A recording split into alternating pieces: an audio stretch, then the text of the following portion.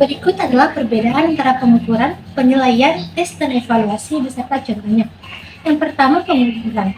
Pengukuran adalah proses untuk mengukur atau menentukan seberapa besar atau seberapa banyak suatu hal. Contohnya mengukur tinggi badan anak dengan menggunakan penggaris atau pengukur tinggi. Yang kedua, penilaian atau assessment. Penilaian adalah proses pengumpulan informasi untuk membuat keputusan atau memberikan nilai terhadap sesuatu. Contohnya, guru melakukan penilaian terhadap kemampuan siswa dalam membaca dengan menggunakan berbagai teknik seperti observasi dan ujian. Terus yang ketiga, tes. Tes adalah instrumen atau alat yang digunakan dalam penilaian untuk mengukur kemampuan atau pengetahuan seseorang dalam suatu bidang. Contohnya, ujian matematika yang dilakukan di sekolah untuk mengukur pemahaman siswa terhadap konsep-konsep matematika. Yang keempat, evaluasi atau evaluation. Evaluasi adalah proses penilaian yang lebih komprehensif dan menyeluruh terhadap suatu program kegiatan atau hasil. Contohnya, evaluasi efektivitas program pembelajaran bahasa Inggris sekolah, termasuk penilaian terhadap pencapaian tujuan, respon siswa, dan perbaikan yang dapat dilakukan. Selanjutnya, prinsip-prinsip evaluasi. Yang pertama, prinsip Pini. Evaluasi tidak boleh dilakukan secara insidental karena pembelajaran itu sendiri adalah suatu proses yang kontinu. Olehnya itu, evaluasi harus dilakukan secara kontinu. Yang kedua, kooperatif. Prinsip ini menyatakan bahwa kegiatan evaluasi guru hendaknya bekerja sama dengan semua pihak, seperti orang tua peserta didik, bersama guru, kepala sekolah, termasuk peserta didik itu sendiri. Terus yang ketiga, komprehensif.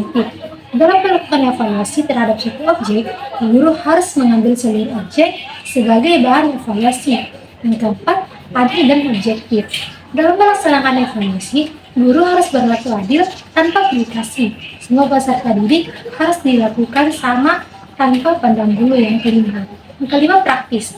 Praktis mengandung arti mudah dipahami dan digunakan baik oleh guru itu sendiri yang menyusun alat evaluasi maupun orang lain yang akan menggunakan alat tersebut. Selanjutnya, jenis evaluasi. Evaluasi formatif adalah evaluasi yang ditujukan untuk memperbaiki proses mengajar.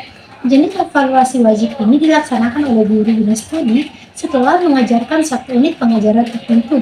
Yang kedua, evaluasi sumatif adalah evaluasi yang ditujukan untuk keperluan penentuan angka kemajuan atau hasil belajar siswa.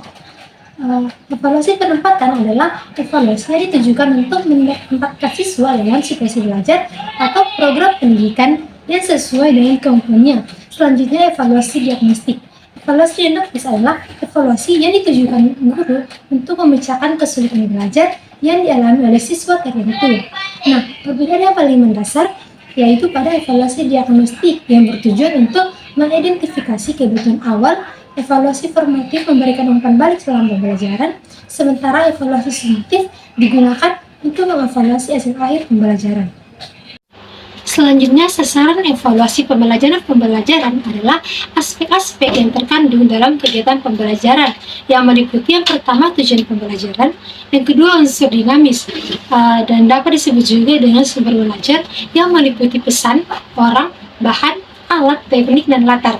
Sumber belajar disebut unsur dinamis pembelajaran karena setiap perubahan yang terjadi pada salah satu sumber belajar akan mengakibatkan terjadinya perubahan-perubahan kegiatan pembelajaran. Yang ketiga, pelaksanaan pembelajaran dapat diartikan sebagai interaksi antar sumber belajar dengan siswa. Yang keempat, kurikulum dan dalam hal ini, kurikulum dipandang sebagai rencana tertulis, yakni seperangkat komponen pembelajaran yang diuraikan secara tertulis pada Nomor 6, tujuan umum evaluasi pendidikan adalah untuk menghimpun bahan-bahan keterangan yang akan dijadikan sebagai bukti mengenai taraf perkembangan atau taraf kemajuan yang dialami oleh peserta didik setelah mereka mengikuti proses pembelajaran dalam jangka waktu tertentu, mengetahui tingkat efektivitas dari metode-metode pembelajaran yang telah dipergunakan dalam proses pembelajaran selama proses waktu tertentu. Nomor 7, evaluasi pembelajaran memiliki beragam fungsi, baik bagi pendidik maupun bagi peserta didik. Nah, bagi pendidik, yang pertama itu mengukur pencapaian tujuan.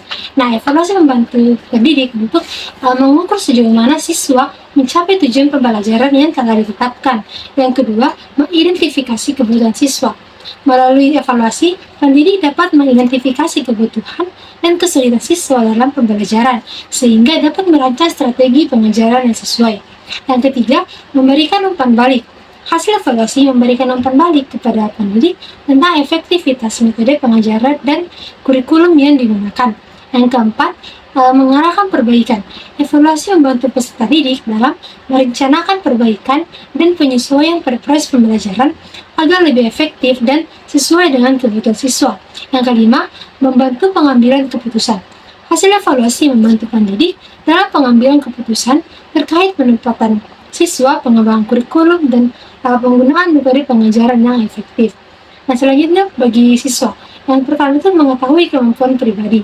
Nah, evaluasi ini memberikan gambaran kepada siswa tentang kemajuan pribadi mereka dalam mencapai tujuan pembelajaran. Yang kedua, mengidentifikasi kekuatan dan kelemahan. Siswa dapat mengidentifikasi kekuatan dan kelemahan mereka melalui hasil evaluasi, sehingga dapat fokus untuk meningkatkan kinerja mereka. Yang ketiga, mendorong tanggung jawab pribadi.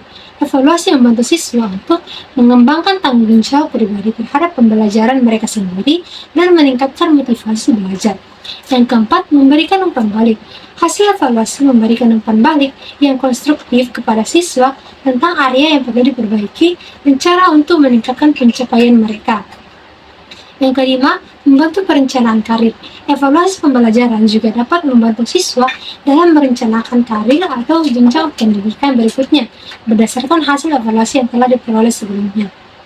Hasilnya nomor 8. Surya Brata mengemukakan bahwa klasifikasi evaluasi pendidikan berdasarkan fungsinya harus memenuhi beberapa kebutuhan. Yang pertama, psikologi, untuk kerangka acuan melangkah menuju tujuan pendidikan. Yang kedua, didaktik, untuk motivasi belajar peserta didik, memberikan pertimbangan pemberian bahan pengajaran, metode pengajaran, dan bimbingan khusus kepada peserta didik. Yang ketiga, administratif, untuk pengisian buku rapor yang menentukan indeks prestasi, pengisian STTB, dan tentang ketentuan kenaikan kelas. Nomor 9, tahapan prosedur evaluasi pembelajaran. Menurut Arifin 2010 menyatakan bahwa terdapat beberapa proses evaluasi pembelajaran, di antaranya membuat perencanaan evaluasi dengan menyusun kisi-kisi atau layout, melakukan uji coba. Yang kedua, pelaksanaan evaluasi. Dalam pelaksanaan evaluasi, guru harus memperhatikan kondisi tempat tes diadakan. Tempat ini harus tenang dan enak dipandang, serta tidak menakutkan sehingga peserta didik tidak takut dan gugup. Suasana tes harus kondusif agar peserta didik nyaman menjawab pertanyaan tes. Yang ketiga, pengolahan data.